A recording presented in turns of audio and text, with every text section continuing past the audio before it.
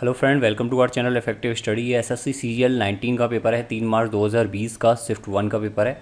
जो अच्छे पेपर हैं वो एग्ज़ाम से पहले देख लेंगे, जितने भी सीएचएसएल या सीजीएल के हैं, ताकि आपको एग्ज़ाम में कोई क्वेश्चन मिले और वो डायरेक्ट इन्हीं से हो तो आप बहुत जल्दी आंसर कर पाओ।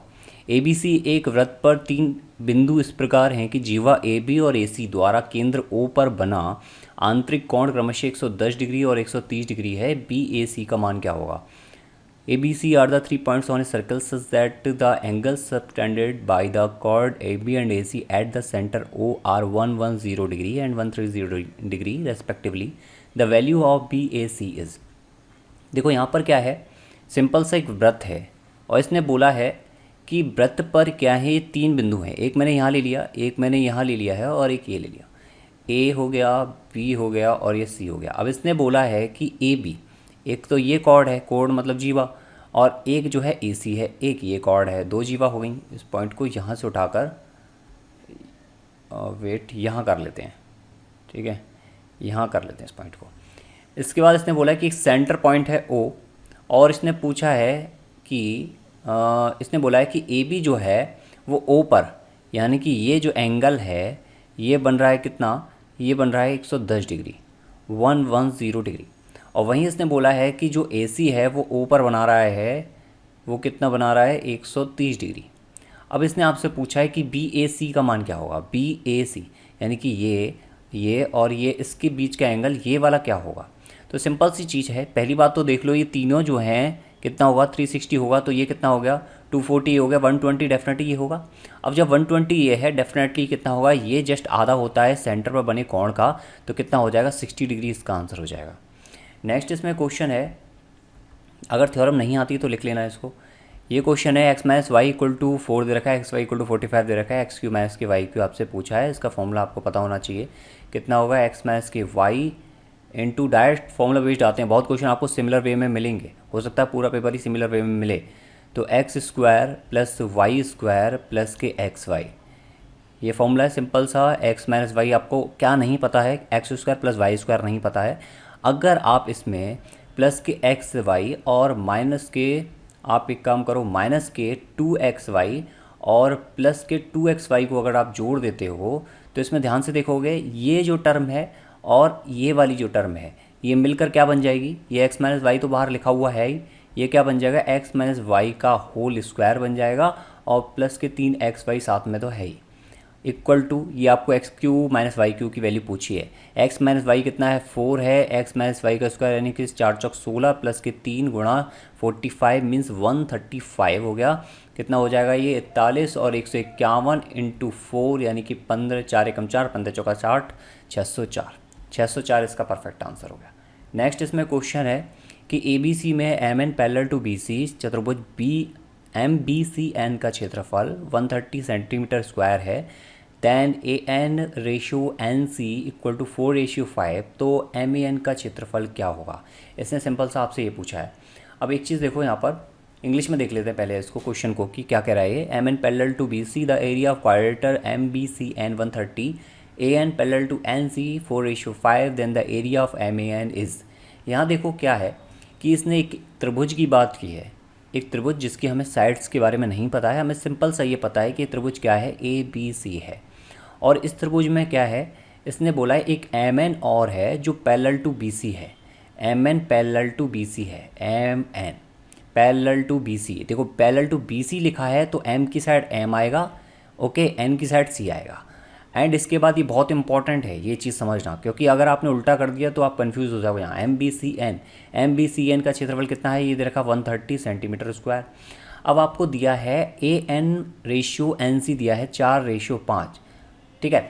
तो यहाँ पर आपसे पूछा है इसका क्षेत्रफल क्या होगा। कुछ बच्चे क्या करते हैं, 5 को कंपेयर करते हैं 130 से और 4 की वैल्यू निकाल देते हैं।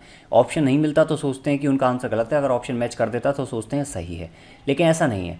त्रिभुज हमेशा त्रिभुज के साथ ही क्या करता है, आप कनेक्ट कर सकते हो। जैसे कि AMN, त्रिभुज AMN एक त्रिभुज है और साथ में त्रिभुज ABC भी क्या है, एक त्रिभुज है। अब आपको कंपेयर करना है तो इसी से कंपेयर कर सकते हो। और इसका एरिया क्या होगा, साइड का स्क्वायर होगा, यानी 4 चौक 16 है। और अगर ABC की साइड देखोगे तो कितनी है, 9 है, 9 नाम 81, सिंपल सी बात है। अब देखो यहाँ पर इंपॉर्टेंट क्या है कि आपको 130 दिया है, जो कि क्या है, 81 माइनस के 16 यानी कि 75 65 आपको दिया है कितना, 65 दिया है। अगर टोटल 81 है जिसमें से 65 कौन सा है, MNBC है, और ये बचा हुआ कितना हो जाएगा, ये बचा हुआ 16 हो जाएगा। जब 65 की वैल्यू 130 है तो 16 की वैल्यू कितनी होगी, 32 होगी।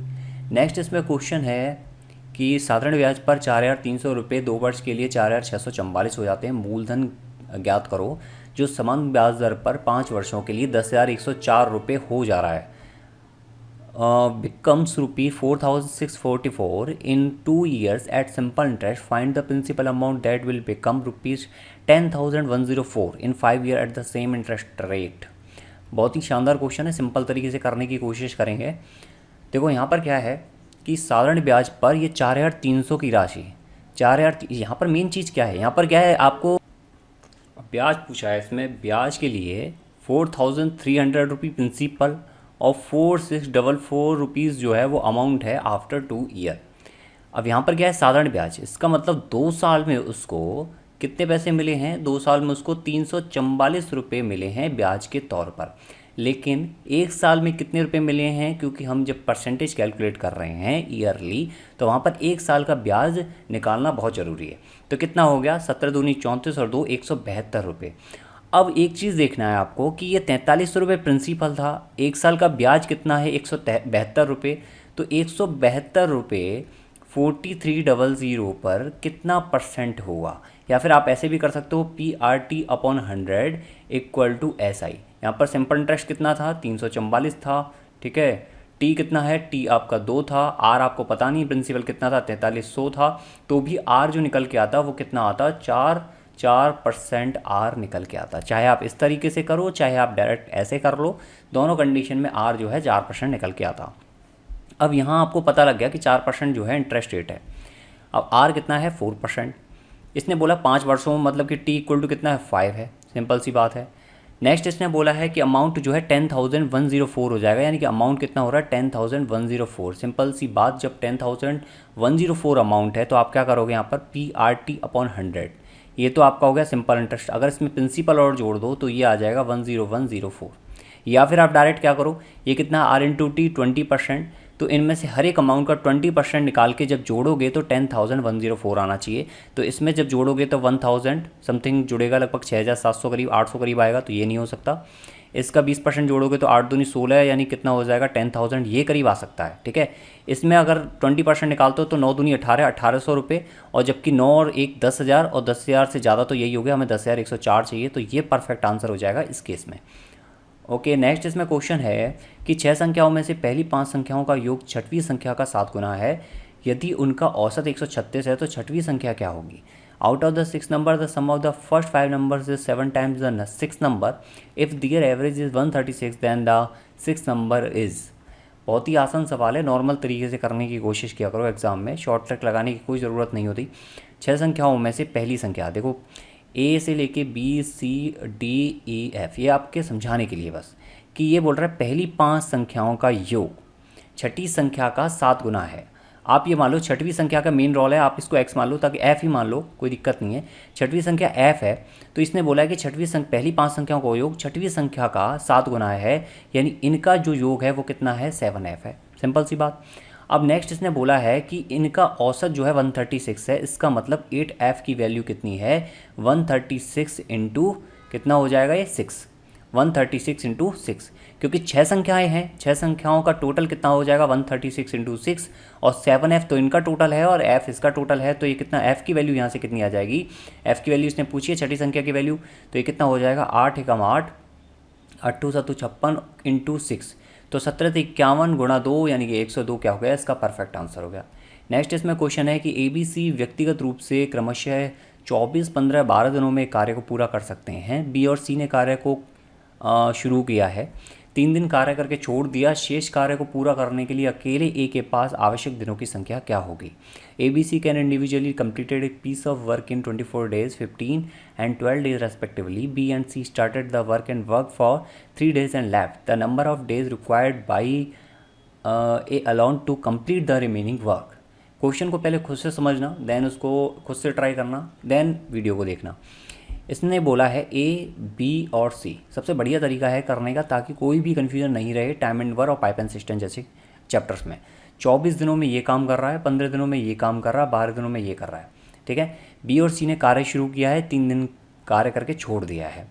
यहाँ पर सबसे पहले ये देखो, ये तीनों काम कर तो रहे हैं, लेकिन एक ऐसा पार्ट जिसमें ये तीनों शामिल हो सकें। और अगर हम ये देखें कि इस पर्टिकुलर काम को बी कितने दिन में कर सकता है, तो एक अच्छी फिगर, राउंड फिगर हमें मिल सके, तो उसके लिए एलसीएम ले लिया करो। इसका एलसीएम कितना हो जाएगा, 12×72 तो आ नहीं सकता, 45 हो नहीं सकता, 190, 12×5 = 60, और कितना हो जाएगा, ये 12×2 = 24 है, तो 180 इसका एलसीएम हो सकता है, ठीक है। अब यहाँ पर देखो, ये तो डेज़ हैं और एक कैपेसिटी है, ठीक है। कैपेसिटी और डेज़ का हमेशा मल्टीपल कितना रहेगा, एलसीएम रहेगा, जो कि कांस्टेंट होगा, सेम R×T की तरह, जो इससे पहले वाले मैंने पेपर में बताया था। ये कितना हो जाएगा, 24 गुणा 12, 12, 15, कितना हो जाएगा, 15/2 हो जाएगा, ओके। इसको ऐसा करते हैं, राउंड फिगर में 360 लिख देते हैं, ताकि ये कैलकुलेट करने में आसान हो। 15 हो जाएगा, ये 15 गुणा 12 180 × 2, और ये कितना हो जाएगा, ये 24 हो जाएगा, 12 से 36, यानी ये 30 बार चला जाएगा, ठीक है। और एक भी हो सकता है, इसका 120 भी हम एलसीएम ले सकते हैं। यहाँ से ये पता लग गया, 120 एलसीएम ले सकते हैं। इसको और सॉल्व कर लो, 15 × 120 और ये 10, ठीक है। सिंपल तरीका, 3 से डिवाइड हो गया। अब इसमें देखो, इसने बोला बी और सी ने काम स्टार्ट किया है, 3 दिन कार्य करके छोड़ दिया, यानी बी और सी ने कितने दिन काम किया है, 3 दिन काम किया है। यहाँ देखो 5 और 8 13 काम हुआ है एक दिन में, जो कि स्टार्ट किया है, और 3 दिन तक काम किया है, यानी कि 13 गुणा 3 काम हो चुका है। या फिर आप ऐसे कर लो, 5 गुणा 3 और 8 गुणा 3, बात सेम आएगी। कितना काम हो चुका है, 39 काम हो चुका है। टोटल काम कितना है, 120 काम है। तो सब्ट्रैक्ट कर दो, कितना हो गया, ये हो गया 81 हो गया। अब ये बोल रहा है कि बी और सी, सॉरी यहाँ पर एक गड़बड़ कर दी है, ये बी और सी है, ठीक है। बी और सी यानी 8 और 10 18 गुणा 3 दिन का काम है, तो 54। तो 120 में सब्ट्रैक्ट कर दो तो कितना आ गया, 70 में से 4 गए 66, तो कितना आ गया, 66 काम बच चुका है। जो कौन कर रहा, अकेले ए ने किया है वो काम। तो यहाँ पर देखो टोटल काम है 66, अब 5 वो किया है ए ने काम किया है, तो 5 जो है इसकी क्या है, कैपेसिटी। हम इसमें किसका गुणा करें कि 66 आ जाए, सिंपल सी बात है। तो 66/5 क्या हो जाएगा, इसका आंसर हो जाएगा 13×5 और एक 66/5। अगर आपसे ये पूछता कि इतना ही दुगना काम, बचे हुए काम का दुगना काम कितने टाइम में कर लेता, जस्ट दुगना हो जाता, या फिर आधा, कुछ भी पूछ सकता है वो, जैसा चाहे। यदि ए प्रथम चतुर्थांश में है तो 6 10 = 5, देन इसकी वैल्यू आपको बतानी है। तो मैं एक छोटा सा तरीका बता देता हूँ इसका। ये जो है ना, ये सिर्फ मिसगाइड करने के लिए, इसमें सिंपल सा मतलब ये फर्स्ट क्वाड्रेंट है, ये सेकंड है, ये थर्ड क्वाड्रेंट है, ये फोर्थ क्वाड्रेंट है। तो यहाँ पर क्या हो रहा है, ये जो है फर्स्ट क्वाड्रेंट, इसमें सभी पॉजिटिव रहते हैं, तो आपको ज़्यादा ध्यान देने की ज़रूरत नहीं है इसमें।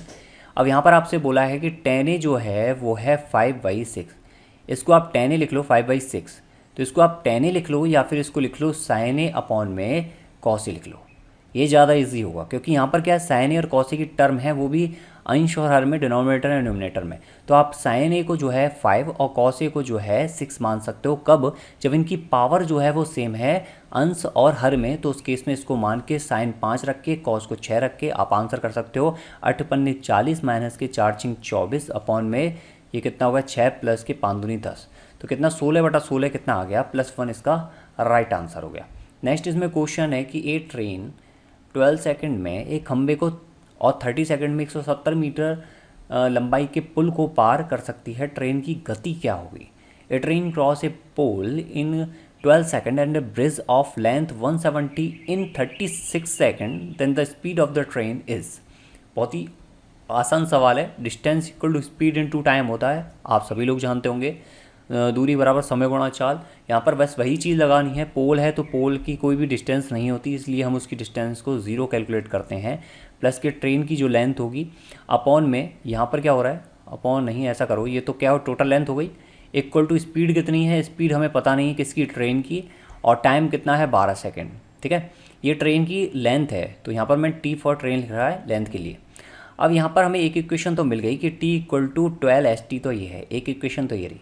दूसरी इक्वेशन यहाँ से इसने बोली है कि 170 मीटर लंबा पुल प्लस के ट्रेन की लेंथ, ये पार होता है कितने में, ST की स्पीड से। पुल तो भाग नहीं रहा है, ट्रेन भाग रही है, इनटू कितना 36 सेकंड।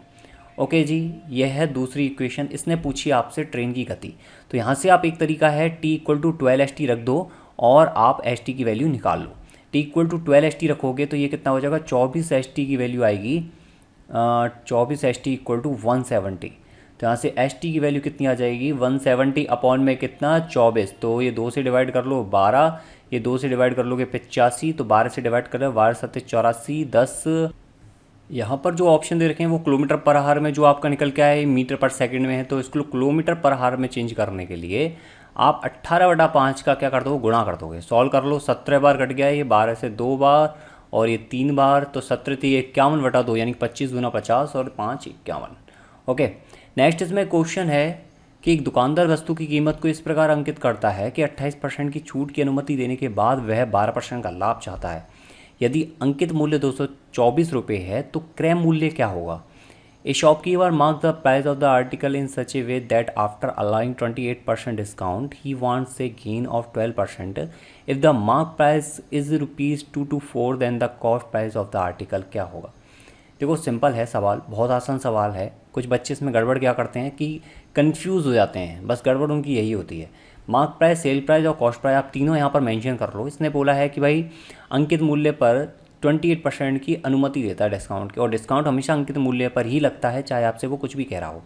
आपसे अगर स्पेशली उसने ये बोला है कि कंसीडर एसपी के तौर पर किया जाए तो बात अलग है, लेकिन अगर सिंपल उसने बोला 28% डिस्काउंट है और ये नहीं बोला अंकित मूल्य पर लग रहा है, तो आपको यही मान के चलना है कि वो अंकित मूल्य पर ही लगेगा।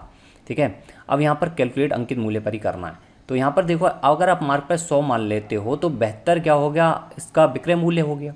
अब इसने बोला फिर भी 12% का लाभ चाहता है वो, यानी कि अगर 100 रुपये उसका लागत होता तो 112 उसका क्या होता, विक्रय होता। बस यहाँ पर ये क्वेश्चन सॉल्व हो गया। पास का नंबर लिख लो, इसका क्या हो गया, पास का नंबर 72। इसने बोला कि अंकित मूल्य जो है वैसे देखा जाए तो आपको मतलब सिर्फ क्रय मूल्य और अंकित मूल्य से है, तो इसको हटा दो। ओके, अब यहाँ पर देखो 100 से 100 कट गया, ये क्या है, बाकी और काटने की ज़रूरत नहीं है, क्योंकि यहाँ पर बोला है आपको ये 224 के बराबर है, तो ये कितने के बराबर होगा, ये 144 के बराबर होगा। सिंपल सी बात, जस्ट दुगना हो रहा है। नेक्स्ट इसमें क्वेश्चन है, क्वेश्चन नंबर 10 कह रहा है कि एक वृत्ताकार उद्यान की त्रिज्या 42 मीटर है, इसके चारों ओर दौड़ते हुए 8 चक्कर लगाकर तय की गई दूरी क्या होगी। ये बोला the radius of a circle garden is 42 metre, the distance covered by running 8 round around it is. यहाँ पर पाई की वैल्यू दी है, नहीं दी हो तो आप जो है 22/7 मान लो। जब तक 3.14 नहीं दी हो तब तक आप 3.14 नहीं मानोगे, या फिर ऑप्शन में आपको पॉइंटों में नहीं दिया हो। आपको आर दिया हुआ है 42 मीटर, इसके बोला है कि इसके चारों ओर 8 चक्कर लगाए, तो चारों ओर जो लगाए वो परिधि काउंट होगी 2πr, तो 2 गुणा 22/7। आर कितना है, और हाँ एक बात तो ध्यान रखना, यहाँ पर अगर आपको पाई दिया है ज़रूरी नहीं पाई का यूज़ आए ही आए। यानी कई बच्चे समझ लेते हैं कि जो वैल्यू क्वेश्चन में दी होती है वो तो डेफिनेटली कहीं ना कहीं यूज़ आएगी, लेकिन ऐसा नहीं होता।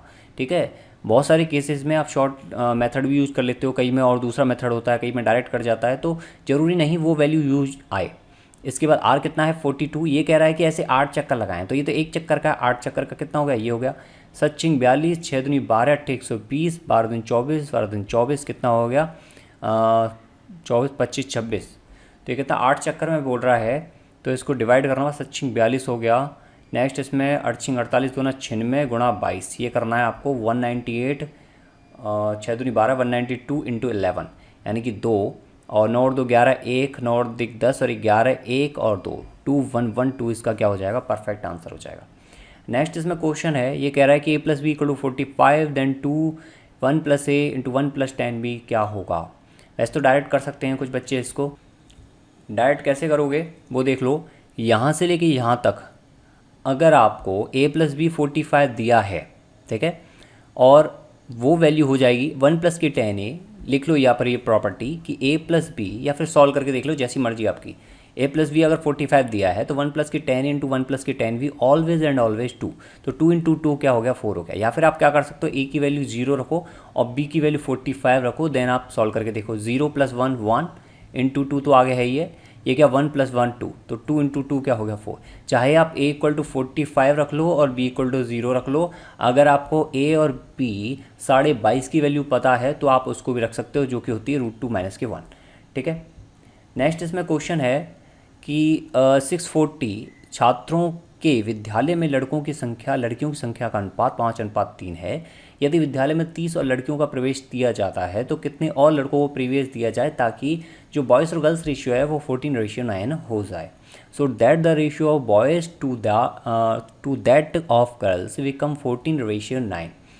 यहाँ पर क्वेश्चन को आराम से देखो, प्रॉपर तरीके से पढ़ो कि भाई 640 है, बॉयज़ और गर्ल्स रेशियो है, ठीक है। ये कितना दे रखा है, 5:3 दे रखा है। टोटल कितना है, 8 है। 8 की वैल्यू 640 है, एक की वैल्यू कितनी होगी, 80 हो गई। 80 हो गई यानी 8×5 40, 400 तो बॉयज़ हो गए, गर्ल्स कितनी हो गई, 8×3 = 24, 240 हो गई। अब इसने बोला 30 लड़कियों को प्रवेश दे दिया गया, यानी नई क्लास में कितनी लड़कियाँ हो गई, 270 हो गई। इसने बोला कि कितने लड़कों को प्रवेश दे दें कि जो रेशियो है वो कितना हो जाए, 14:9 हो जाए। अब एक चीज़ देख रहे हो, यहाँ पर आपको 9 की वैल्यू पता है कितना, 270, यानी कि गुणा किससे हो रहा है, 30 से हो रहा है। तो यहाँ पर भी सेम क्या है, गुणा कर लो किससे, 30 से गुणा कर लो, 14×3 = 42, यानी 420 होना चाहिए। इसका मतलब बॉयज़ 400 और 420 में कितना डिफरेंस आ रहा है, 20 का डिफरेंस आ रहा है। नेक्स्ट इसमें क्वेश्चन है, ये क्वेश्चन कह रहा है कि यदि प्लस का अर्थ माइनस है, माइनस का अर्थ सिंपल है, ये क्वेश्चन यार, इसको कर लेना। यदि संख्या 1005 इंटू 4 नहीं है, क्रॉस 4 है, यानी कि x4 है, आप इसमें दिया हुआ नहीं है, एंड 8 से पूरी तरह से विभाज्य है, तो x के स्थान पर सबसे छोटा पूर्णांक क्या होगा। ये नंबर है पूरा, एक अपने आप में एक नंबर है। इसने बोला ये 8 से पूरी तरह से डिवाइड है, तो x के स्थान पर सबसे छोटा पूर्णांक क्या होगा। ऐसा क्वेश्चन आपको डेफिनेटली मीन्स में भी देखने को मिलेगा और प्री में भी। जो CHSL के बच्चे हैं उनको प्री में देखने को जरूर मिलेगा। यहाँ पर क्या है, देखो 8 से पूरी तरह से विभाज्य है। 2 की कंडीशन विभाज्य की क्या है कि लास्ट की डेट 2 से डिवाइड होनी चाहिए। 4 का रूल क्या है, 4 में कितने आते हैं, 2 2 बार आते हैं, इसका मतलब लास्ट की 2 डेट वो है 4 से डिवाइड होनी चाहिए। इस तरह से 8 में 2 कितनी बार आते हैं, 3 बार, तो लास्ट की 3 डिजिट जो है 5x4, ये जो है 8 से डिवाइड होनी चाहिए। अब देखो अर्चिंग 48 हो गया, कितने बच गए, 2। यहाँ पर अगर मैं 0 लेता हूँ, ठीक है, x की वैल्यू मैंने अगर 0 कंसीडर की है, तो अर्चिंग 48 2 504 हो गया। ये लिखने में कैसा जाएगा, 504। तो अर्चिंग 48 2 38 24, यानी कि पूरी सर कट रहा है। इसने बोला x के स्थान पर सबसे छोटा पूर्णांक, तो डेफिनेटली 0 ही आंसर टिक कर दोगे। अगर 504 में 8 का डिवाइड जा रहा है तो बाकी और कोई वैल्यू रखने पर कोई मतलब नहीं है, क्योंकि डेफिनेटली एक ये होगा कि 584 में भी जो है 8 के डिवाइड जाएगा। ओके, 584 में भी जा सकता है, और इसके साथ 544 में देखते हैं, ट्राई करते हैं। 8 7 56 6 8 64, 544 में भी जाएगा। तो ये दोनों नंबर में आप देखोगे, इसने पूछा x स्थान पर सबसे छोटा पूर्णांक कौन सा होगा, 0 ही होगा। तो बाकी आपको चेक करने की आवश्यकता नहीं है। नेक्स्ट इसमें क्वेश्चन है, यदि आयत की लंबाई 40% बढ़ जाए, चौड़ाई 20% तक कम हो जाए, तो आयत का क्षेत्रफल x% बढ़ जाता है, और तब x का मान क्या होगा। If the length of a rectangle is increase by 40% and the breadth is decrease by 20%, then the area of the rectangle increase by x%, then the value of x क्या होगी। देखो इस क्वेश्चन में एक बहुत अच्छी चीज़ है, वो ये कि जो आपको समझाने के लिए जो नहीं पता लगती कई बच्चों को, कि यहाँ पर बोला है x% बढ़ रहा है, इंक्रीज़ हो रहा है, लेकिन ऐसा ज़रूरी नहीं कि आपका आंसर प्लस में हो। कई बार ऐसा होता है कि ऑप्शन जो है माइनस में 40 लिखा हो और आपका वही आंसर आओ, आपको पता लग रहा हो कि यार इंक्रीज़ तो हो नहीं रहा है, घट रहा है, तो यहाँ पर आप देख के कन्फ्यूज़ हो रहे हो। तो कई बार एग्जाम में वो कन्फ्यूज़ करने के लिए भी ऐसी चीज़ लिखता है, जबकि आंसर माइनस में आ रहा होता है। तो यहाँ पर एक चीज़ देखो, इसने बोला है 2 तरीके हैं इसको करने के। या तो आप ये मान लो कि इसकी लंबाई 100 है और चौड़ाई 100 है, कैसे ही मान सकते हो, कोई ज़रूरी नहीं 100 मानो, 200 भी मान सकते हो, इसको x मान सकते हो, इसको y मान सकते हो, लेकिन 2-3 तरीके मैं बता रहा हूँ इसके। इसने बोला अभी एरिया कितना हो जाएगा, ये हो जाएगा, देखो ये 20%, तो आप इसको 10-10 मान लो, ज़्यादा अच्छा रहेगा। तो एरिया हो जाएगा 100। अभी कह रहा है कि ये 10 बढ़कर कितना हो गया, 140 हो गया, और ये जो है 10 घटकर कितना हो गया, 8 हो गया, क्योंकि 20% कितना हो गया इसका, 2 8 हो गया। तो ये कितना हो गया, 14 7 112 और 14 8 128। ओके, 14 8 8 32, 14 8 112। ओके, 14 7 98 में 14 8 112। अब यहाँ पर आप देख रहे हो कितना हुआ, 140 गुणा 8 किया मैंने, कितना आ रहा है, 14 गुणा 8 किया तो कितना आ रहा है, 112 आ रहा है। यानी कि कितना हुआ इंक्रीमेंट, इसमें 12 का हुआ, किससे, 100 से, इसका मतलब 12% क्या हो गया, इसका आंसर हो गया। एक तो ये तरीका है। दूसरा तरीका क्या कह रहा है, आप ये मान लो कि 100 क्या है, इसमें एरिया था स्टार्टिंग में। अब यहाँ पर क्या है, लंबाई का इफेक्ट देखेंगे, 40% बढ़ा तो ये कितना हो गया, 140। अब ये बोल रहा है 20% कम हुआ, चौड़ाई का इफेक्ट देखेंगे, 20% कम होने पर ये कितना होगा, 112 है। तो फाइनली कितना अंतर आ रहा है, 12 का आ रहा है, क्या हो रहा है, प्लस हो रहा है। तो ये 12% किससे, 100 से, तो क्या हो जाएगा, 12% का इंक्रीज हुआ। नेक्स्ट इसमें क्वेश्चन है कि ABC का क्षेत्रफल 44 सेंटीमीटर स्क्वायर है, यदि DBC का मध्य बिंदु है, EAB का मध्य बिंदु है, देन BDE का क्षेत्रफल क्या होगा। The area of ABC is 44 centimetre square. If D is the mid point of BC and E is the mid point of AB, then the area of BDE क्या होगा। यहाँ देखो एक चीज़, इसने ए बी सी के क्षेत्रफल की बात की है, ठीक है, ए बी सी के क्षेत्रफल की बात की है। इसने बोला 44 है इसका एरिया, 44। डी जो है वो बी सी का मिड पॉइंट है। नेक्स्ट इसने ई बोला है ए बी का मिड पॉइंट है, ये लो भाई, ई जो है ए बी का मिड पॉइंट है। आगे बोला इसने बी डी ई का क्षेत्रफल आपसे पूछा है, ये क्षेत्रफल आपसे पूछा है। तो देखो इसमें सबसे बढ़िया चीज़ क्या है, ये त्रिभुज जो है आपको नहीं पता है कैसा है, तो आप इसको समबाहु मान लो। समबाहु मानने की खास बात क्या होगी, ये मिड पॉइंट है, ये मिड पॉइंट है, एक मिड पॉइंट यहाँ से लो, इन सबको मिला दो, तो आप देखो 1 2 3 4 त्रिभुज जो हैं वो सेम जैसे बनेंगे। तो एक त्रिभुज का एरिया कितना हो जाएगा, 11 हो जाएगा। सिंपल सा इसका आंसर हो जाएगा। अब नेक्स्ट क्वेश्चन है कि x की power 2a equal to y की power 2b equal to z की power 2c not equal to 0, x की power 2 equal to y z. कुछ टीचर क्या करते हैं इसमें x y z 1 ले लेंगे और पावर सबको 1 कर देंगे। 1 की पावर चाहे a हो चाहे b हो चाहे c हो, उससे कोई फ़र्क नहीं पड़ता, वो 1 ही रहता है। लेकिन ये तरीका गलत है इन केसेस में, क्योंकि कई बार क्या होता है इसमें मिसमैच हो जाता है और आंसर इससे कोई दूसरा भी आ सकता है। तो कभी भी आपको ऐसा नहीं करना है, तीनों इक्वल हैं तो आपको ये तीनों जो हैं 1 ले लिए, 1 कोई सेटिस्फाइंग वैल्यू नहीं है। अब यहाँ पर क्या है, यहाँ पर दे रखा है आपको x square equal to y z, आपको इसको यूज करना है।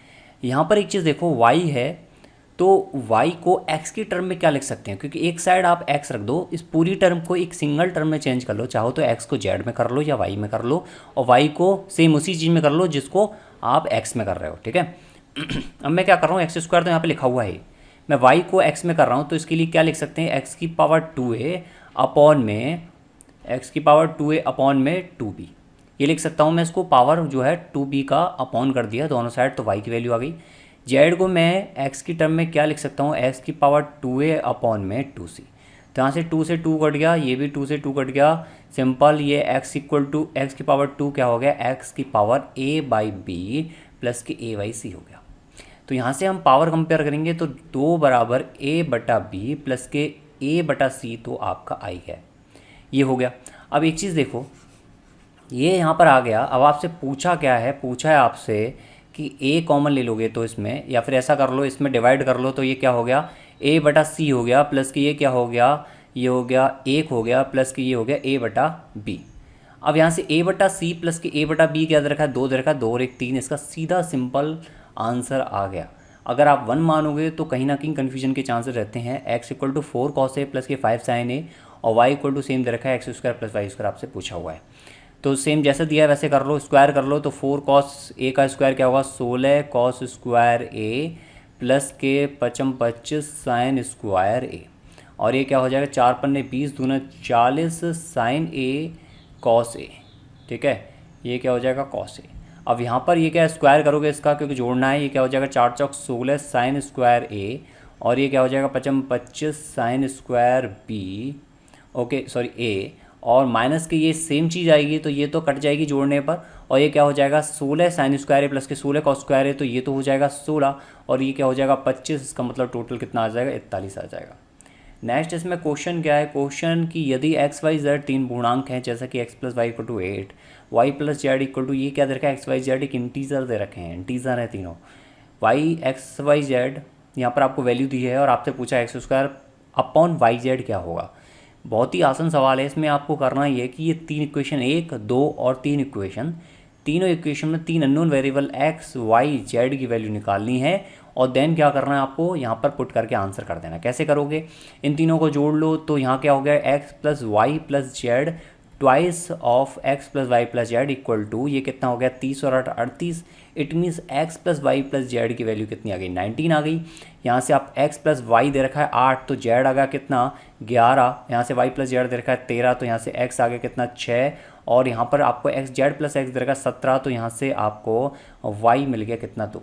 बस सॉल्व कर लो, 6 छक्नक 36 बटा 11 गुणा 2, तो कितना हो गया 18 बटा 11, इसका राइट आंसर आ गया। ठीक है, ये तरीका होता है इन सवालों को करने का। नेक्स्ट इसमें क्वेश्चन है कि एक व्यक्ति उसके क्रय मूल्य से 10% कम पर एक वस्तु बेचता है। यदि उसने इसे 332 रुपये अधिक में बेचा होता तो उसे 20% का लाभ होता। वस्तु का वास्तविक क्रय मूल्य क्या है।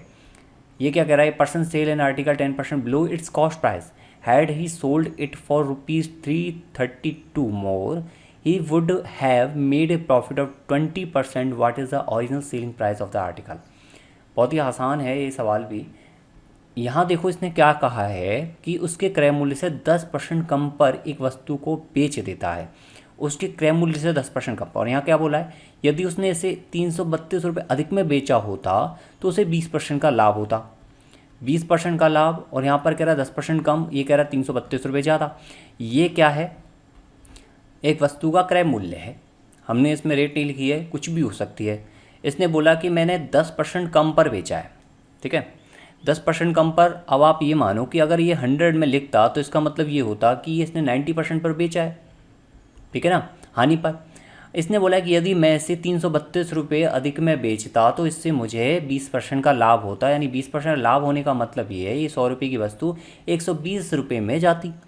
अब यहाँ पर इसमें ये कह रहा है कि ये जो है 332 रुपये अधिक में बेच रहा है, इस रुपये से इस मूल्य से इस मूल्य के बीच में डिस्टेंस कितनी है, डिफरेंस कितना है, 332 रुपये का है। और यहाँ पर परसेंटेज में डिफरेंस देखोगे तो कितना है, 30% का है। और आपसे पूछा गया है कि वस्तु का वास्तविक विक्रय मूल्य जो कि ये है 30%, आपको ये दे रखा है, 90% पूछा है, यानी कि 3 गुणा कर दो, 3 दूनी 6, 3 तिया 9, 3 तिया 9, 996 क्या हो गया, इसका आंसर हो गया। नेक्स्ट इसमें क्वेश्चन है, ये कह रहा है कि यदि दो बेलनों की आधार त्रिज्या 3:4 के अनुपात में है और उनकी ऊंचाई 4:9 के अनुपात में है तो उनके आयतन का अनुपात क्या होगा। If the base radius of two cylinders are in the ratio of 3:4 and their height are in the ratio 4:9 then the ratio of their volume is. इसने पूछा है कि उनके आयतन का रेशियो क्या होगा। यहाँ देखो R1/R2 दे रखा है कितना, 3:1, हाइट 1/हाइट 2 दे रखा आपको 4:9। आपसे वॉल्यूम पूछा है, बेलन का वॉल्यूम होता क्या है, बेलन क्या है, cylinder, pi r square h, तो pi R1 square H1 upon pi R2 square H2 होता है, ठीक है, सिंपल सी बात है। यहाँ पर पाई कट गया, कांस्टेंट वैल्यू है। अब R1 स्क्वायर कितना हो जाएगा, ये 3 3 9 बटा 4 चौक 16, और ये कितना हो जाएगा 4/9, तो 9 से 9 कट गया, 4 से कितनी बार कट गया, 4 बार, तो 1/4 इसका राइट आंसर आएगा। यहाँ पे 4:1 भी दे रखा है, तो इसको टिक मत कर देना। वैसे आप डायरेक्ट भी कर सकते हो, ये आधार त्रिज्या बढ़ती हुई है, ये भी ऊंचाई बढ़ती हुई है, तो आप इसमें ये जो है ऑप्शन, कौन कौन से ऑप्शन, एक तो ये वाला ऑप्शन और ये वाला ऑप्शन तो डायरेक्ट क्रॉस कर सकते हो। नेक्स्ट इसमें क्वेश्चन है, ये जो है टेबल का क्वेश्चन है, बहुत आसान सवाल होते हैं ये टेबल में, और इस टेबल को देखते हुए आप आंसर कर सकते हो कि 2016 के संदर्भ में 2017 में किस प्रकार की कार के उत्पादन में सबसे ज़्यादा प्रतिशत वृद्धि हुई है। इंग्लिश में देख लो एक बार। The percentage decrease in the production of this type of cars in 2017 with reference to 2016 was the maximum, ठीक है, किस प्रकार के उत्पादन सबसे ज़्यादा कमी आई, सबसे ज़्यादा कमी, ठीक है, 2016 से 2017, 2016 से 17। देखो यहाँ पर कितनी कमी आई है, 12×24 बटा, कमी आई है 24/36 से, कमी देखोगे 36 से। दूसरे में देखो, दूसरे में बढ़ोतरी हुई है, तो ये तो कट हो जाएगा। हमें किससे मतलब है, ए सी डी और ई, ए सी डी और ई, इन सबसे मतलब है, बी तो इसने लिया ही नहीं है। यहाँ पर क्या हुई है, कमी हुई है, लेकिन कितने की, 4 की कमी हुई है 44 से, 4 की कमी हुई है 44 से। यहाँ कितनी कमी हुई है, यहाँ पर हुई है 16 की कमी हुई है 38 से। यहाँ पर कितनी कमी हुई है, यहाँ पर 22 की कमी हुई है किससे, 28 से। अब एक चीज़ देखो, सॉरी 50 से, ठीक है, 50 से तो कमी हुई है। अब यहाँ पर एक चीज़ देखोगे आप कि ये 44 की कमी हुई है, 44 में 4 की कमी हुई, काफ़ी कम है, क्योंकि 36 में ही 24 की कमी हुई है, तो इसको हटा दो, ये कमी ज़्यादा नहीं है। 38 में 16 कम हुए हैं, यहाँ पर 36 में ही 24 कम हो गए, तो ये भी क्या है, ज़्यादा है, और ये 16/38 भी क्या होगा, कम होगा। चाहो तो आप पूरा निकाल के देखो या फिर इस तरीके से करो। दूसरा, 50 में 22 कम हुए हैं सिर्फ, यहाँ पर 36 में 24 ही कम हो गए। यहाँ पर देखो 50 में 22 ही कम हुए हैं, यहाँ पर 36 में 24 कम हो गए। सबसे ज़्यादा कम किस में हुए हैं, इसमें हुए हैं। अगर ये 50 तक होता तो डेफिनेटली यहाँ पर 38 तक कम हो जाते, और यहाँ पर तो सिर्फ 22 तक कम हुए। तो ये किसका है, ये है ए का, तो ए इसका सबसे बढ़िया आंसर हो जाएगा, सबसे ज़्यादा प्रतिशत कमी इसी में हुई है। नेक्स्ट इसमें क्वेश्चन है कि 2012 से 16 में कुल कार प्रतिशत में कितनी वृद्धि हुई है। ये the percentage increase in the total car in 2016 over 2012 is. यहाँ पर देखो 2012 से 2016 में कुल कार प्रतिशत वृद्धि, 2012 से 2016 में कुल कार प्रतिशत वृद्धि कितनी है, 60 की 120 से देखो कितना, 50%। बहुत ही आसान सवाल है। नेक्स्ट इसमें यदि 2013 और 14 को एक साथ रखा जाए तो उन 2 वर्षों में किस प्रकार की कारों का उत्पादन कुल कारों की संख्या का 25% है। If the 2013 and 14 are the put together which type of cars constitutes exactly 25% of the total number of car produced in those 2 years. 2013 और 14 की बात कर रहा है। 13 और 14 में ये कह रहा है कि उन 2 वर्षों में किस प्रकार की कारों का उत्पादन, कुल कारों की संख्या कितनी है यहाँ पर, कुल कारों की संख्या है यहाँ पर 300। ये कह रहा है 300 का 25% है, तो ये 300 का 25% निकाल लो, कितना हो जाएगा ये 25 से 75 ओनली 75, यानी कि 75 होना चाहिए दोनों कारों का टोटल। तो यहाँ पर देखो किसका बैठ रहा है, डी का बैठ रहा है, डी इसका राइट आंसर हो जाएगा। बहुत ही आसान सवाल है यार, कोई कैलकुलेट अदरवाइज करने की जरूरत नहीं है। वर्ष 2015 में उस वर्ष उत्पादित कारों की कुल संख्या का ठीक 20% किस कार के बराबर है। 20% of the total number of car produce that year. 2015 की बात कर रहा है। 2015 में उत्पादित कारों की कुल संख्या का 20%, जो कि कितना है 20 है, किस प्रकार की कार के बराबर है, तो भैया ई के बराबर है। ओके, ये इतने क्वेश्चन थे आपके, 25 क्वेश्चन थे। एक बार खुद अटेम्प्ट करना, देन ट्राई करना। हम कल करेंगे 4 मार्च 2020 का शिफ्ट 1 का पेपर, देन 5 मार्च का, देन शिफ्ट 2 का स्टार्ट करेंगे, क्योंकि स्टार्टिंग के 3 डेज़ जो है 3 डेज़ वो बहुत ज़्यादा टफ होते हैं। मैं आपको एक छोटी सी चीज़ बता देता हूँ, पहले दिन का जो पेपर होता है वो इस वजह से टफ़ नहीं होता कि वहाँ क्वेश्चन टफ है, वो इस वजह से टफ होता है कि बच्चों में थोड़ा सा फोबिया होता है पेपर को लेकर, जिसकी वजह से आसान क्वेश्चन भी उनको टफ लगने लगते हैं। और इसी वजह से आपने देखा होगा कई बार फर्स्ट शिफ्ट इजी होने की वजह से भी, यानी फर्स्ट शिफ्ट और कई बार ऐसी होती हैं जो ईजीएस्ट शिफ्ट के आसपास की होती हैं, सेकंड या थर्ड ईजीएस्ट शिफ्ट होती है, वो दोनों लगभग बराबर होती हैं, लेकिन फर्स्ट शिफ्ट में ज़्यादा मार्क्स बढ़ते हैं और उस पर्टिकुलर लिस्ट शिफ्ट में कम मार्क्स बढ़ते हैं। ऐसा उसकी वजह से, सिर्फ फोबिया की वजह से। तो ऐसा डर मत रखो अपने आप में, कॉन्फिडेंस रखो और जो है ना, जितने भी पेपर प्रीवियस मैं करा रहा हूँ वो करो, साथ में जो आपने ऑलरेडी ले रखे हैं या फिर पहले से आपके पास हैं उनको सॉल्व करो। Thank you, good luck.